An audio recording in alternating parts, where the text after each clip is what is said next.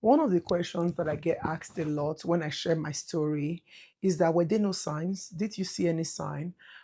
So I will backtrack and just give you the gist, right? A little bit of the gist. Maybe we'll have to do like part one, part two, part three, part four, part five, part 15. First thing first is that we did not date, right? So we didn't really have like a proper dating period. We met on Facebook via a mutual friend, and it was just I'm ready to get married.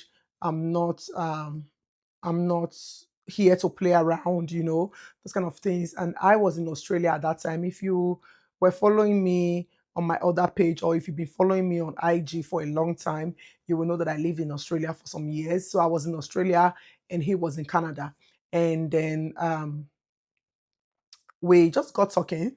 I just finished my master's in Australia when we connected via Facebook, and we got talking. I'm ready to get married. I'm not here to play and all of those stuff.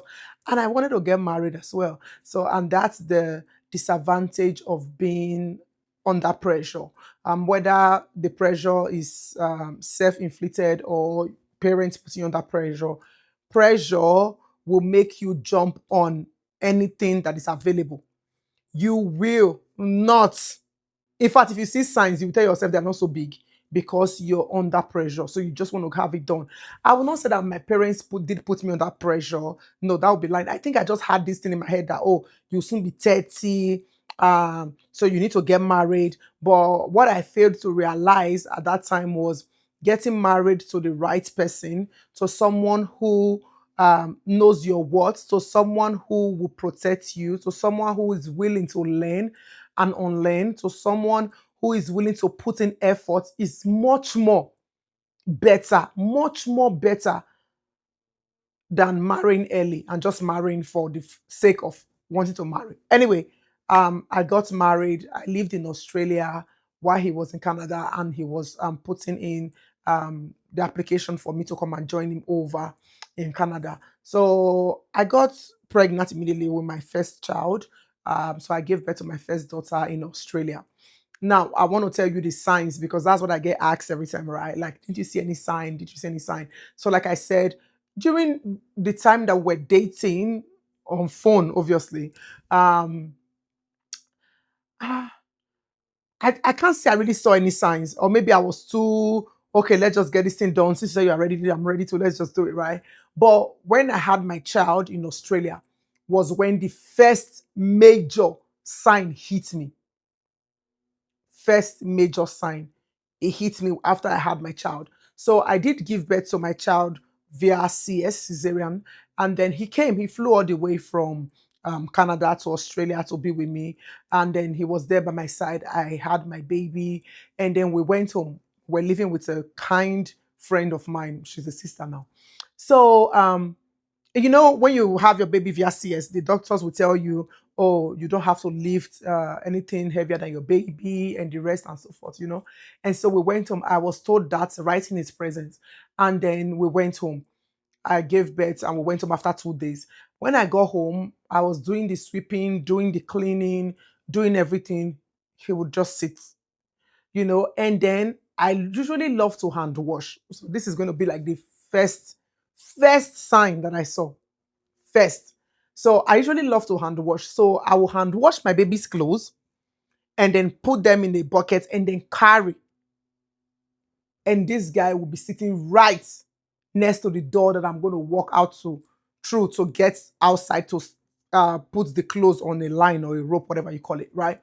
So he will sit there and I will go. So let me just give you a picture of exactly what happened. So I lifted the bucket after I finished washing, and then I was going outside, and then he said, "Oh, you're already lifting heavy things now. Now." And that was it. I lifted and I did it for like I had to wash like once a week because November is summer in Australia. So I had to wash like once a week so I can sun dry. And I usually say thank God because if it didn't happen as at the time it happened, people would have found it difficult to believe and he would have changed the narrative, right? So while he was still in Australia with me, my cesarean line opened up. Yes. Because I was doing the sweeping, the vacuuming, the washing, the lifting. I was doing all of it. My cesarean line opened up.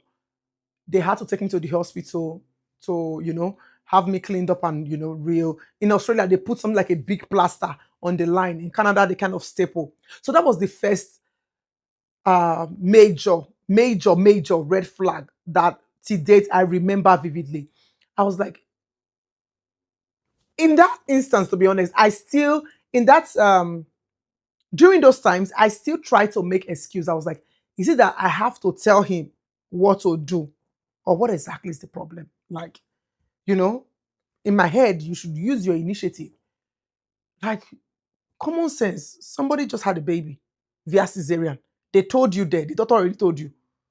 Don't, the doctor already told her why you were standing that she shouldn't lift. So why are you sitting down when she's lifting and just saying, "Oh, you're still lifting now"? You know. So that was the first major red flag that I saw. But I was already married then. That made me realize that I'm married to a man that is not willing to put in any effort at all, or that is even not concerned about my safety. Because for someone that is concerned about my safety, you would know without me even telling you that I am not supposed to lift that thing because that is way heavier than my child. And for Christ's sake, I just had the baby less than a month. So that was the first major red flag that I saw. So it wasn't like I ignored it, but I was already inside. Do you understand?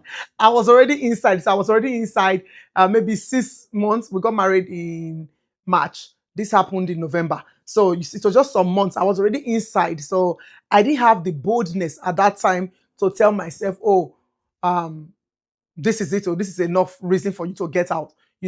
But I just felt, okay, maybe somehow, we can keep talking and me telling him what it is to do or how to act.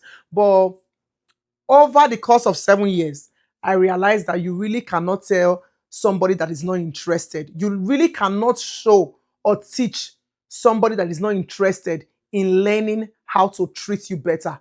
You can't. Their their mind is made up. That it's either their mind is made up or they are loving you, if that's the word now, from a deficit position. They don't have it. So there is no way that they can give it out. Anyway, so that was the first major red flag that I saw. But again, I was already in it. So it wasn't like I saw red flags and I entered. Maybe I would have still entered. Oh, hey, I don't know. But it wasn't like I saw red flag and I entered. I was already inside before I saw this major red flag and all that followed. So when I relocated to Canada and then we're living together, I began to see the other red flags and I started to wish that I had taken my time to date this person at least, to know this person better um, before saying I do. But then I was already inside and I decided to um, convince myself that we could make it work by maybe communication. And usually, sometimes things like that work. But like I said, if the person does not have it, the person does not have it. You cannot give what you don't have. So once you realize that you're with a partner that does not have it, they are not even willing to make effort.